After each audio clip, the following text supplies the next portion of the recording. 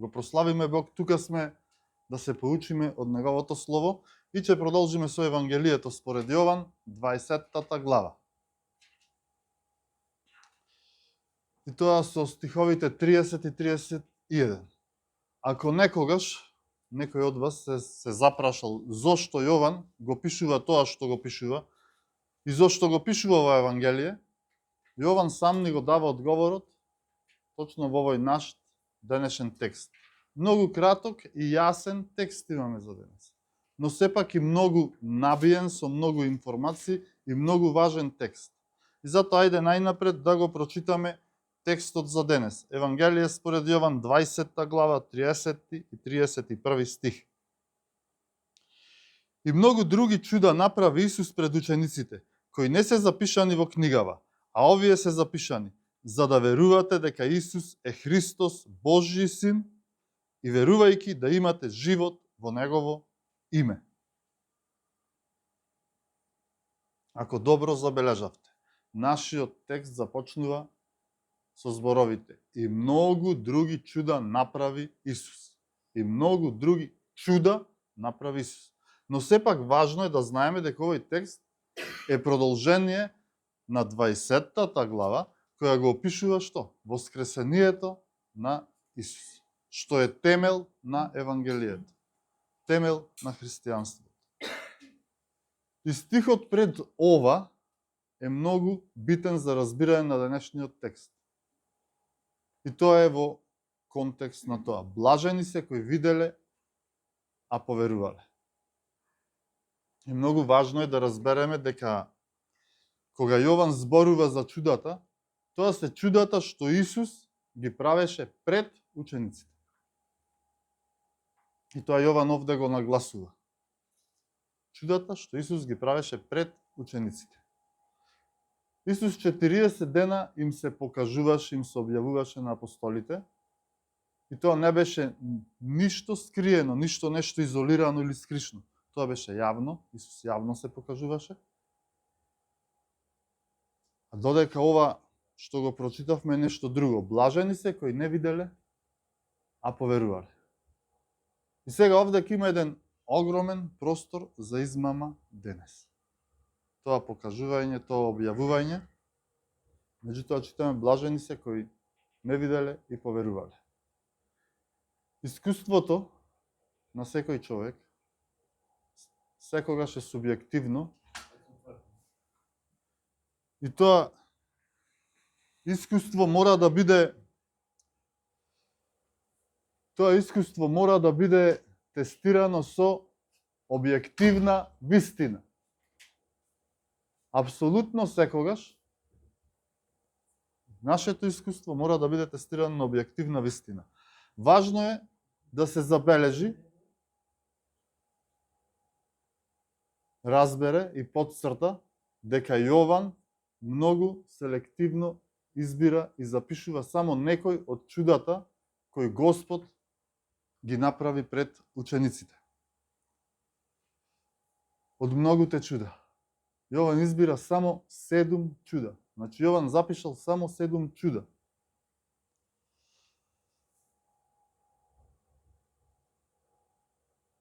Зошто? И многу други чуда направи Исус пред учениците, кои не се запишани во книгава. Во последниот стих од оваа книга, од Евангелието според Јован, тој нагласува таа голема вистина. 21 глава, 25 стих вели, а има и многу други работи што ги направи Исус, но ако се запишаваше едно по едно, мислам дека напишаните книги не би можеле да бидат сместени во целиот свет. Амин. Гледаме што пишува Јован. Значи тој ја нагласува таа голема вистина. Овде Јован сигурно користи една хипербола и намерно го преувеличува ова, за како да ги нагласи многуте чуда што Исус ги правеше. Сите четворица евангелисти, Матеј, Марко, Лука и Јован, селективно избираат и запишуваат само 39 чуда. Во 4 евангелија гледаме 39 чуда. Јован само 7. Значи, Јован само 7 запишува. Зошто? Значи, очигледно од сето ова која е целта? Не се цел самите чуда. Чудата не се цел самите за себе. Ова е битно да го знаеме и за времењата што доаѓаат.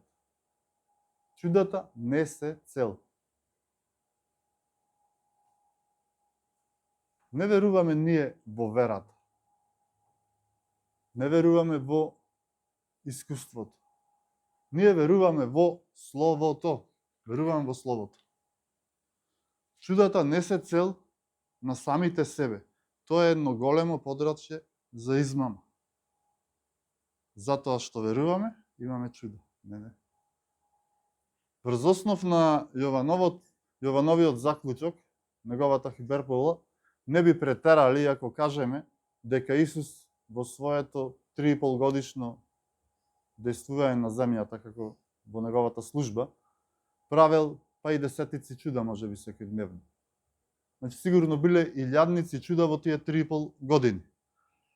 А Јован бира само 7. Зошто? Затоа што сака да укаже на нешто друго. За ние да разбереме еден текст, битни ни се прашањата. Каде, кога, на кого и зошто. Бидејќи контекстот, и тој е многу важен, како што видовме минатиот пат. Како го разбрале апостолите и како го примениле, и тоа е значењето на текстот. Секој текст има само едно значење, бидејќи една е вистината. Друго е примената. На кој начин? Ама вистината е една. Значи, Јован од мноштвото чуда бира само 7. Ние би можеле да додадеме уште 2 чуда од ова Евангелие според Јован. И тоа прво во 21 глава, каде што Петар цела ноќ со апостолите ловеле риби и ништо не ловиле и доаѓа Исус им вели фрлете мрежата уште еднаш од десно и полно риби, 153 големи риби мрежата. Извадија. Втор пример е Апсењето, 18 глава, стејчаваме тоа пред некој месец го работевме.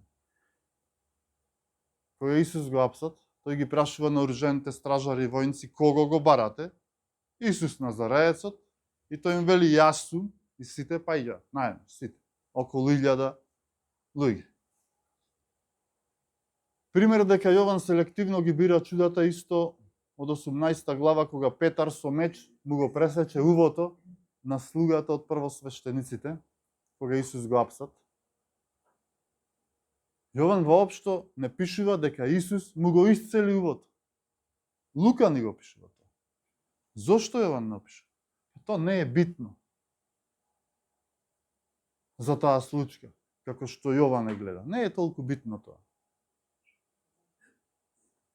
Чудото не е битно. Зошто? Затоа што чудото води спрема некого, према нешто, а за Јован не е битно дека го исцели, го допре увото и го исцели. За Јован е битно и побитно е кого го барате. Јас сум. Тоа е важно за Јован. Јас сум, кој сум? Ако не верувате дека јас сум, ќе умрете во своите гревови. Тоа го вели Јован. Затоа тој бира само 7 чуда, 7 тврдења. Јас сум, јас сум, јас сум. Еве ги тие 7 чуда што Јован ги одбра. Претворањето на водата во вино, 2 глава, оздравувањето на синот на царскиот службеник, 4 глава, оздравувањето на фатениот човек при овчата врата во Силомската бајња, 5 глава, нахранување на 5000 луѓе, 6 глава, исто во истата глава одење по вода, оздравувањето на слепородениот во 9 глава, воскреснувањето на Лазар, 11 глава. Значи само 7 бара Јован. Ги избира тие чуда и ги запишува. Значи Исус правеше многу, илјадници чуда, рекол. И сега, зошто Исус правеше чуда? И зошто Јован ги бира тие 7? И многу други чуда направи Исус пред учениците кои не се запишани во книгава, а овие се запишани за да верувате дека Исус е Христос, Божји син и верувајќи да имате живот во негово име. Колку е јасен текстот. Само внимателно да се чита, се пишува внатре. Имаме запис, имаме опис. Тоа е битно. Тоа е битно. Што е запишано, што е опишано. Не сон, ми се сони, не чудо, не исцелување. Лазар воскреснама. По некој време повторно умрел. Се е тоа субјективно и нестабилно. Нема сигурност тука. Исус правеше многу чуда пред учениците со намера, со цел, за очевидците на чудата да веруваат. И тоа да го запишат и опишат. А ние да го имаме Словото. Да имаме сигурен запис врз основ на што веруваме, во тоа што веруваме. Тоа Слово да не води само до Христос. Чудата се чуда. Го има тоа и кај нас. Деноминации. Луѓето се што гледаат, се што им се појавува, па соништа, па само си сонуваат. Чудо или чуда? Чудо во еднина. Исус е најголемото чудо. Тој е најголемата објава и тој е конечна објава. Нема друга објава. Овде е објавата. Преку Словото ни се објавува Исус, Бог ни се објавува, тоа е големото чудо. Нема нови пораки, некој од надвор. Тука се пораките. Ако сте отворени за нови пораки, имате проблем. И ќе имате. Оттаму идат измамите. Значи Исус е крајната конечна објава во Неговото Слово. Неговото Слово е објавата. Обично, кога некој гледа нешто, а никој друг не гледа, јас би рекол тоа е гордост, тука се појава гордоста и се става јас.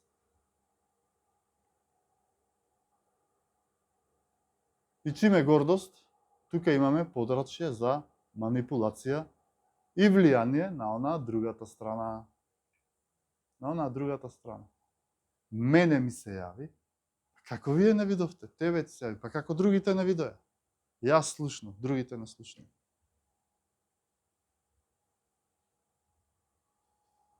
Тоа е обично, тука е гордоста, кога некој гледа нешто што никој друг не го гледа. Значи, тука е манипулацијата. А чудата се можни. Чудата се можни бидејќи Бог е Бог. Бог и денес е Бог и може да прави чуда и денес. А не се чудата можни бидејќи ти веруваш. Разбирате? Бог е Бог и прави чуда, а не дека јас верувам и чудата се можни. Тука е замена на теза, тука се тие манипулации измами. Денес луѓето веруваат во вера. Верувам во мојата вера. Ама не веруваат во Исус. Веруваат во вера бидејќи не веруваат во Словото. И тука нема сигурност. Нема стабилност. Чудата се можни бидејќи Бог е Бог и тој прави чуда кога сака, каде сака и како што тој сака. И од тоа мноштво на чуда Јован одбира 7 за да поврзи 7 тврдења. Јас сум, јас сум, јас сум. Јас сум светлината, јас сум лебот на животот, јас сум патот. 7 тези прави, 7 тврдења Јован. Затоа се чудата за тие да поверуваат и да запишат, за ние да разбереме кој е, а кој не е. Да можеме ние да разбереме што е, а што не е вистина. Блажени се кои не виделе, а поверувале. Гледате кој е тој контекст тука.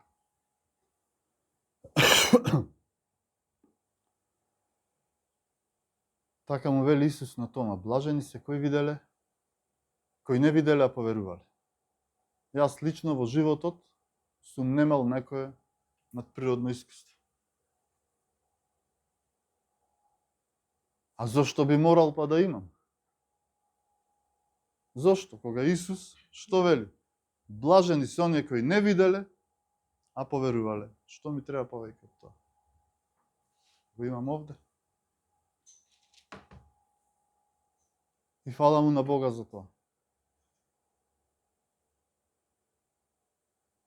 Зошто Исус правеше чуда? Прво, заради Божја слава. Значи, не се чудата заради нас, не сме ние битни, туку заради Божја слава. Не сме ние битни како што ние мислиме дека сме битни. Тука е проблемот, што мислиме дека ние сме битни. Јас е проблемот. Сите сакаме да сме нешто повеќе. Секој сака да биде нешто повисоко. А не сака да опризнае она што во реалноста е. Тука е голем проблем. Значи Исус дојде и правеше чуда заради Божја слава, за Бог да се прослави. Првото чудо што Господ го направи во Кана Галилејска, кога водата ја претвори во вино, ја открива првата и темелна цел на чудата. Божјата слава. И сега да го прочитаме Јован, 2 глава, 11 стих. Што читаме 11 стих и да видиме што тука ни кажува евангелистот Јован.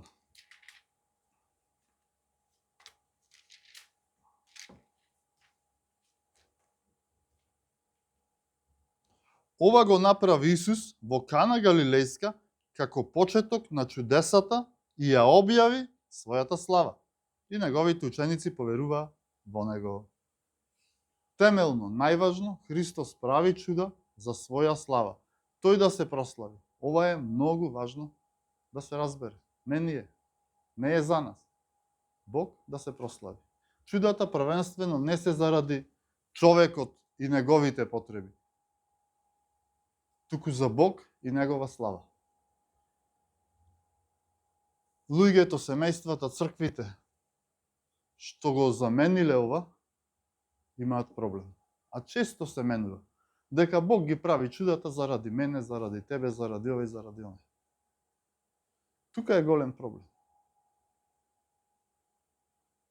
Евангелието пред се е за Божја слава, а не за човечкото спасение.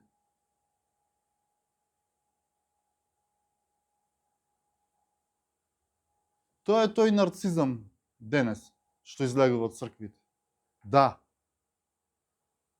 црквите проповедаат за луѓето да се спасат, меѓутоа со тоа спасение на луѓето што добиваме? Бог се прославува. Значи, гледате, спасението е ито за Божја слава, чудата. Значи, кога Бог го спасува некој човек, тој прави чудо во него, има промена. И тоа чудо е зошто? Не за човекот да спаси, за Бог да се прослави преку тоа. Ама тука имаме замена на тезите и тука има проблем. На црквата мора да ја проповеда Божјата слава и дека сите сгрешиле и лишени сме од Божјата слава. Сите сгрешиле. Тука е сигурноста, тука е спасението, тука е се за Божја слава, а не за човечка потреба и човечко искуство. Моето искуство, моето сведоштво воопшто не е релевантно и не е битно. Дури може и да биде измислено нечие сведоштво. Ние не знаеме. Историјата на црквата покажала, па и во нашата, дека многу сведоштва се измислени. Кажува сведоштво, ние восхитено слушаме и за некое време го нема. И тоа е несигурно, нестабилно, тоа доаѓа од човекот, не од Бога. Видете го примерот со фатениот човек кој лежи 38 години. Само размислете прво колку се тоа 38 години. Лесно се кажува 38.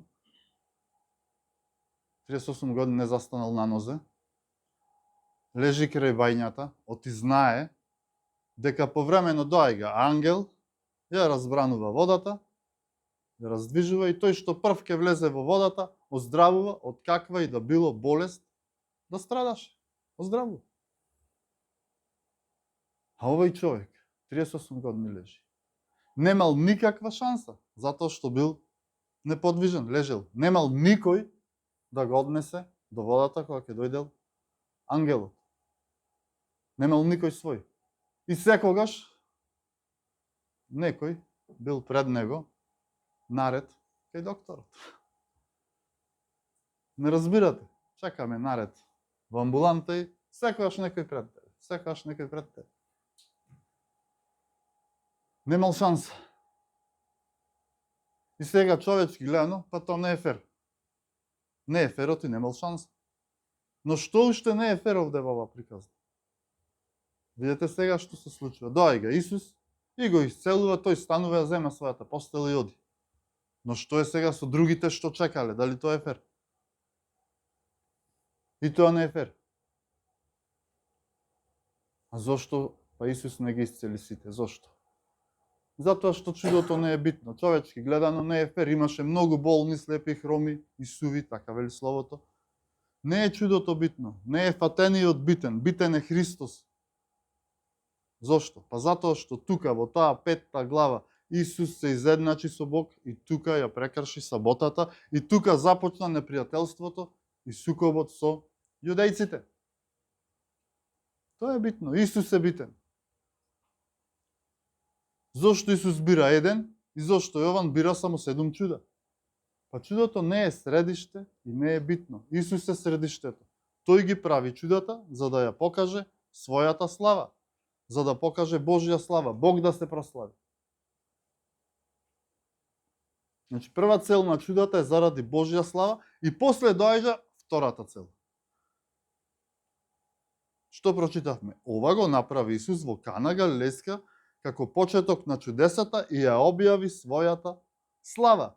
И неговите ученици поверуваа во него. Тоа е верата на учениците. Гледате? Прво, Божјата слава, па верата на учениците. Зошто? За тие тоа да го запишат, тоа го вели на крајот, и многу други чуда направи Исус пред учениците, кои не се запишани во книгата, а овие се запишани, за да верувате дека Исус е Христос, Божји син, и верувајќи да имате живот во Негово име. Значи, верата е втора цел. Таа е секундарна. И никогаш второто не оди пред првото. Број 1 е број 1. И неговата слава е број 1. Ова е број 2. И ако го замените редоследот, крај на приказната. Приказната е готова.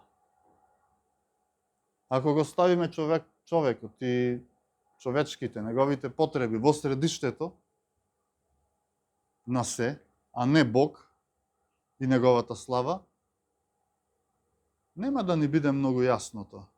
Едноставно, ништо нема да ни биде јасно.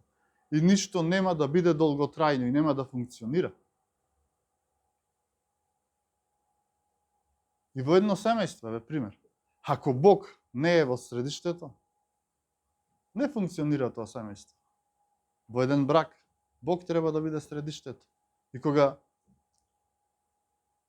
брачните партнери се приближуваат кон Бог, мажот и жената, се поблиску. Значи, средиштето е Бог. И така функционира. Зошто? Затоа што постои невера во верата, постои лекомислена вера, постои злобна вера.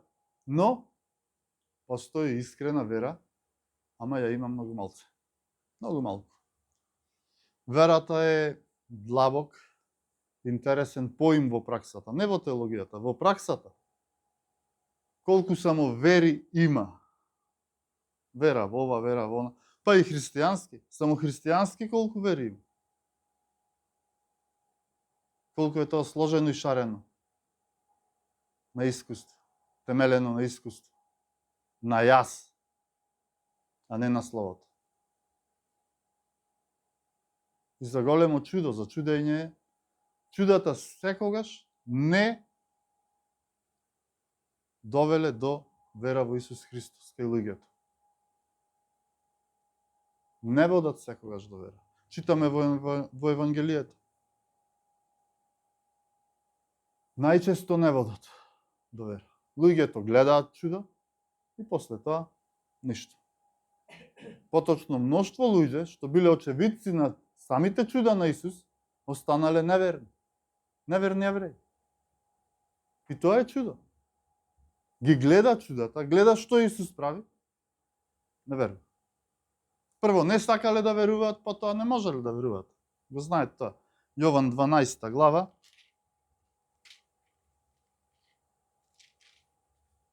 Од 37 стих до 41. Иако направи толку чуда пред нив, не веруваа во него. За да се исполни словото што го рече пророкот Исаија, Господи, кој поверува на нашата проповед и кому му се откри Господовата рака. Затоа не можеа да веруваат.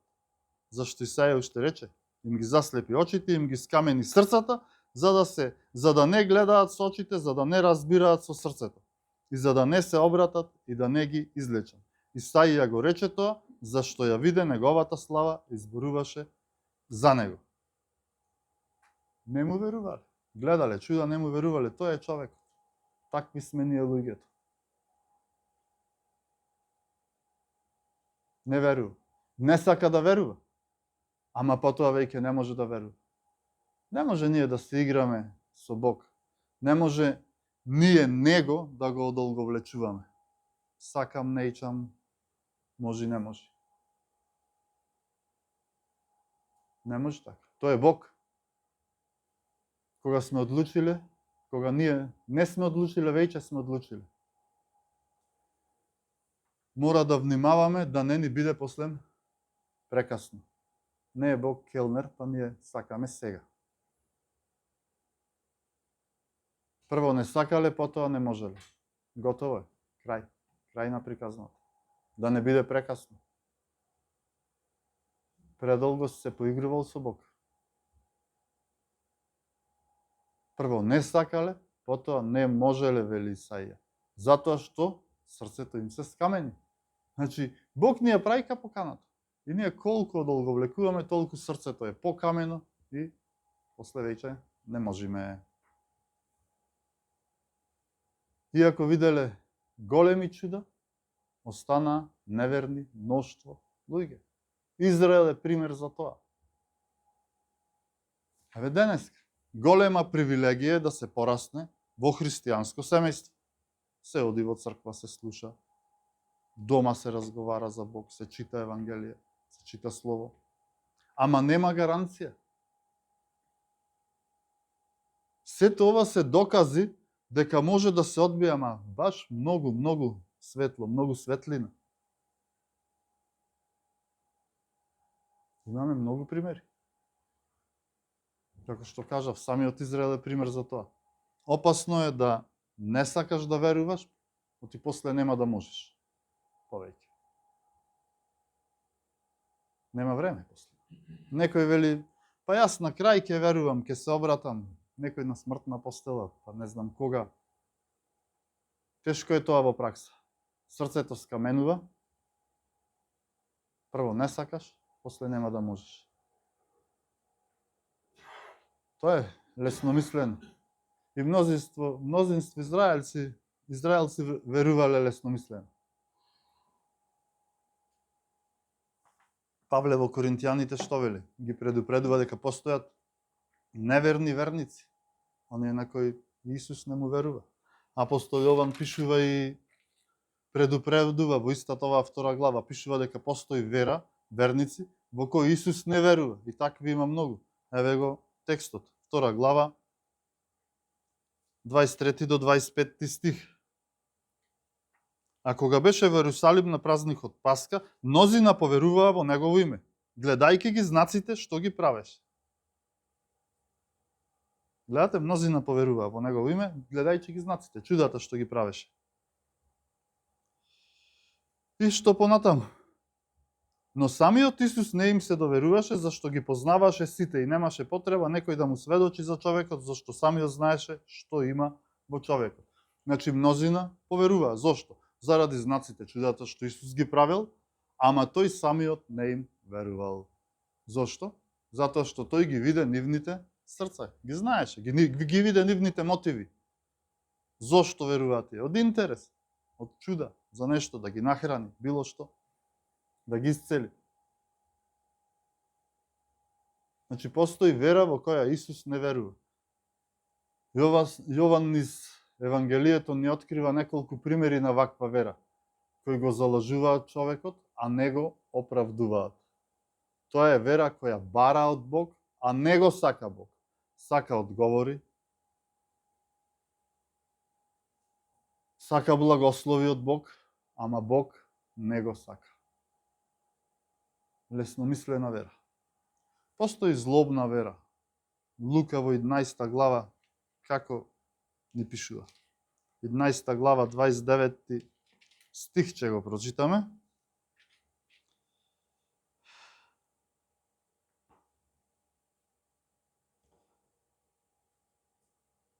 Гледај што вели. А кога народот се собираше, почна да зборува. Ова поколение е лошо поколение. Лошо, злобно поколение. Бара знак, но нема да му биде даден освен знакот на Јона. Лошо поколение, злобно поколение. Зошто? Па бара знак. Чудо бара. Во Новиот Завет, чудо и знак се синоним, имаат исто значење. Денес луѓето често прашуваат, често бараат знак, чудо, било што, зошто?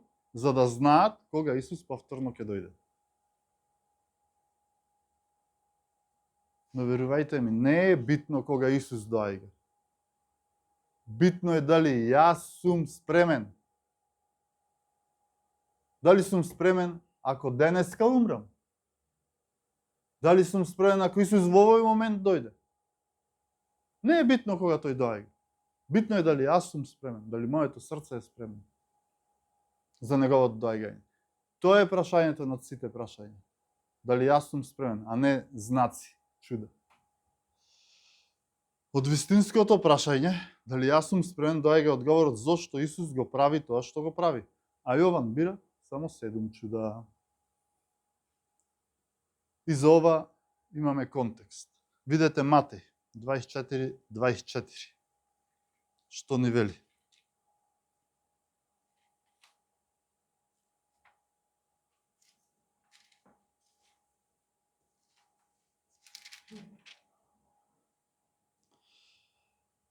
Зашто ќе се појават лажни Христоси и лажни пророци, па ќе прават големи знаци и чуда, за да ги заблудат, ако е можно, и избраните. Исти зборови, знаци, чуда.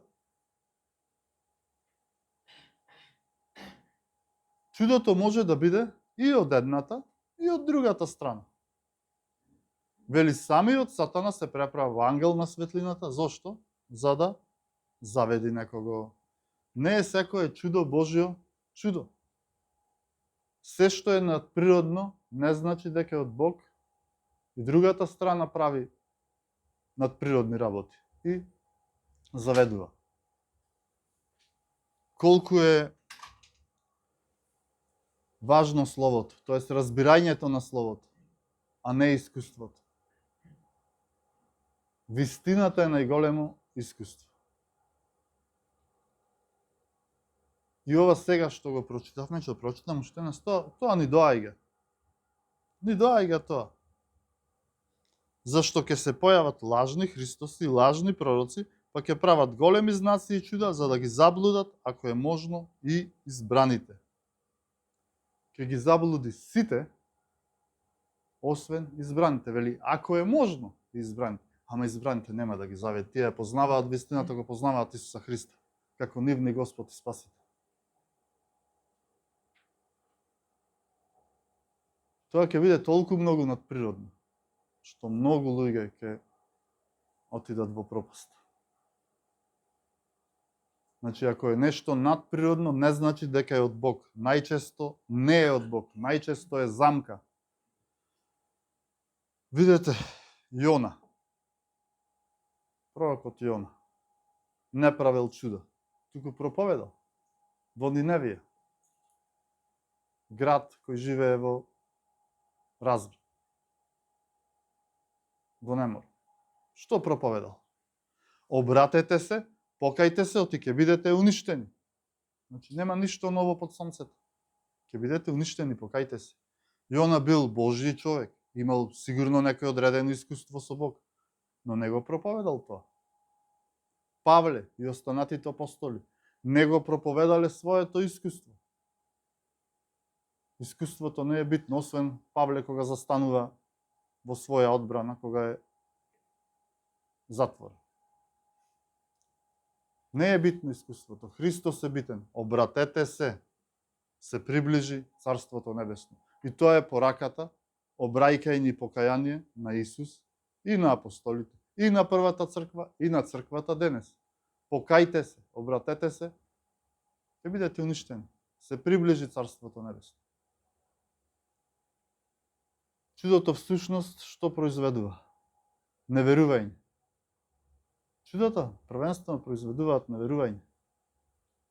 Бидејќи луѓето знаат дека Бог постои и не сакаат да имаат ништо со Бога. Не сакаат да имаат работа со Бог. Тоа е човекот. Јас велам дека во пракса не постои атеизам. Тоа е лага. Секој човек знае дека постои Бог, само не сака да има работа со него и не верувам во Бог. Против Бог. Па ако не постои Бог, што има ти да бидеш против нешто што не постои? Не сака да има работа со Бог. И овде застануваме, бидејќи ние не припаѓаме во овие вери, тоест невери, лекомислена вера, зла вера, неверна вера, како сакате речете. Постои и искрена вера од срце. Искрената и жива вера од срце во Исуса Христа произведува што? Произведува сигурност и живот. Или живот и сигурност. Тоа го вели денешниот текст. И многу други чуда направи Исус пред учениците, кои не се запишани во книгава, а овие се запишани, за да верувате дека Исус е Христос, Божји Син, и верувајки да имате живот во Негово име. Каков живот? Тоа е вечен живот во Негово име. А дали ние имаме живот? Имаме ли живот? Или само преживуваме и животараме? Верувајки во Него, да имате живот. Идниот пат, мислам, ќе зборуваме за сигурноста на спасението, сигурноста во тој живот. Овде Јован сака да каже не само да имате, туку и да знаете дека имате живот вечен. Да знаете, да бидете сигурни во тоа.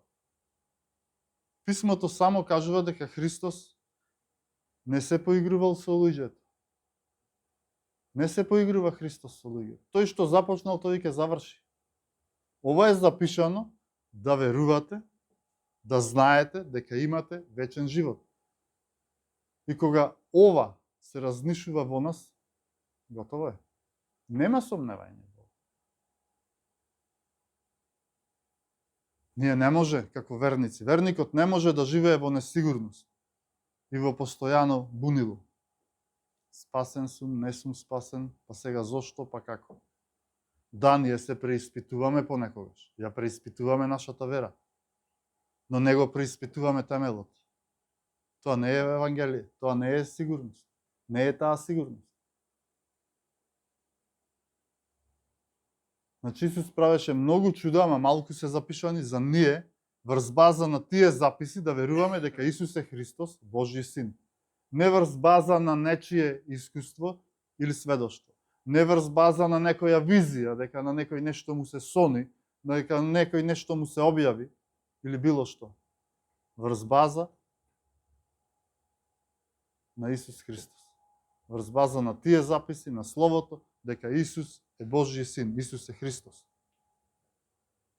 И ова е вистинскиот редослед, како што рековме на почеток. Прво, Божјата слава, второ, верата. И се ова е правилен редослед ново овде што е запишано. Чуда, запис, значи на своите им се објави, тие да поверуваат и да го запишат, и да го опишат, тоа, и да имаме вистински извештај, овдека, во Словото запишано, за објавувањето и чудото на Исус.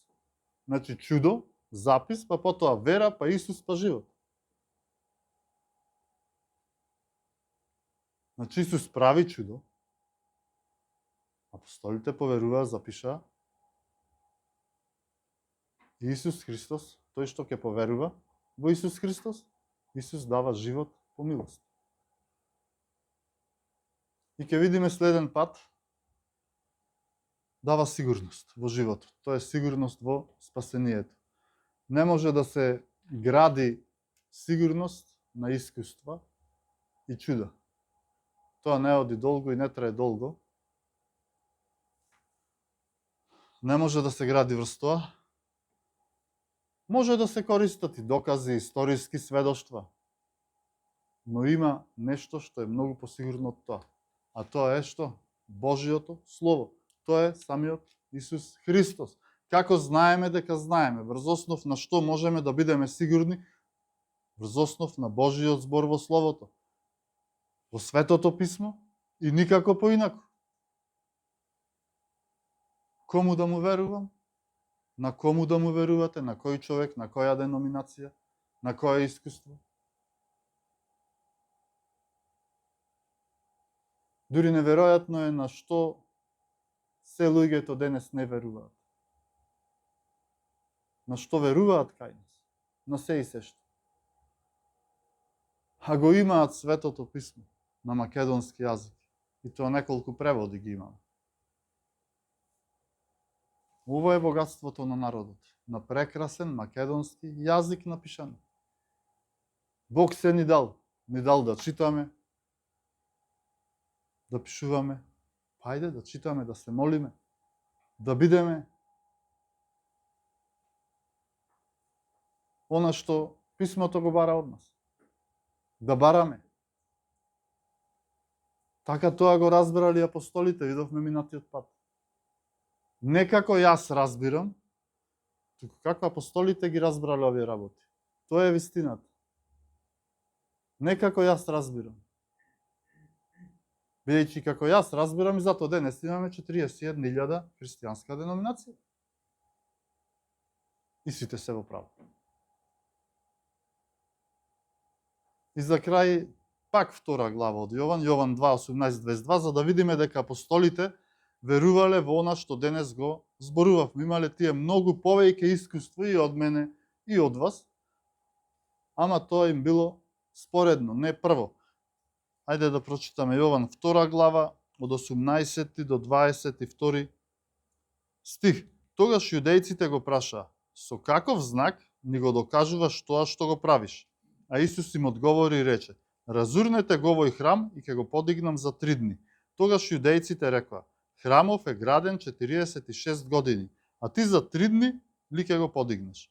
Но тој зборуваше за храмот на своето тело. Кога воскресна, пак од мртвите, неговите ученици се сетија дека го рече тоа, па им поверуваа на Писмото и на зборот што Исус им го рече. Апостолите им поверуваа на зборот и на Писмото. Апостолите. Значи го имаме Писмото, да се држиме до Писмото. Тука е спасението, сигурноста на животот. Да се држиме до Писмото. Да не скршнуваме ни лево, ни десно. Писмото е авторитет пред кој мора секогаш да клекнеме, па и тогаш кога нас не ни одговара. А не само ние како што сакаме и не само јас. Тоа е авторитет. Да се молиме. Татко небесен, семојкен Господе, ти благодариме за тоа што го правеше за нас, тоа што правеше и чуда. Ти благодариме за тоа што даде и разбирање, но и да се запише сето тоа, за да можеме ние да поверуваме. Да не видиме, но да поверуваме, Господе. Преку она што ти си ни се објавил преку Светото Писмо, и тоа е најблиската објава која имаш. И затоа, Господе, те молиме, отвори ги нашите срца, отвори го нашиот разум, да читаме, да бараме, да истражуваме и да те запознаваме Тебе, што е можно повеќе, и така да доаѓаме поблиску до Тебе, Господе. Дај ни една вера која е сигурна, цврста вера, покајничка вера, преку која ќе признаеме дека ние сме грешни и дека ние сме лишени од Божијата слава.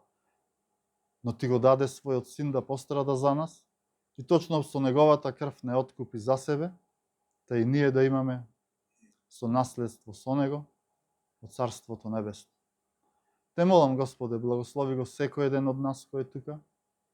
Ти биди на благослов, Господе, за сите нас. Ти, Господе, дај ревност во нашите срца, верно да ти служиме, да бидеме светлина во светот кој не те разбира тебе, свет кој е во гревови. Се молам, Господи, за оние кои се болни, ти исцели ги, Господе. Еве, како што видовме, знаеме дека ти можеш да направиш чудо. Кога сакаш и каде ти сакаш. И точно тоа чудо, Господе, да биде за Твоја слава. Исцели ги оние кои се болни, Господи. Но исцели ги и нивните души и подари му вечен живот. Бараме милост, а не заслуга. Те молам, Господи, за овој град, за овој народ, кој само со устите изговара дека верува во Тебе, но со срцето е далеко од Тебе. Ти делува и во нивното срце. Но дај, Господе, што е можно повеќе работници на Твојата нива. Дај луѓе кои ќе го проповедаат Словото. Кои храбро и смело ќе застанат и ќе кажат: покајте се, зашто се приближи Царството Небесно. Во спротивно ќе бидете уништени. Дај, Господе, оваа црква да расте, ако е Твоја волја, и да се умножува, но пред се да расте во верата и во стабилноста и цврстината на таа вера. И одовде да се проповеда само вистината, Господи. А вистината е Твоето Слово. Се оставаме во Твои раце, Господи. Ти да не водиш и во овој останат период кој ни следи. Ти да ги благословуваш нашите работи, да благословуваш она што го имаме планирано, зацртано, и ако е по Твоја волја, да Ти да дадеш да биде се во најдобар ред, Господи. Во името на Исуса Христа се молиме. Амин.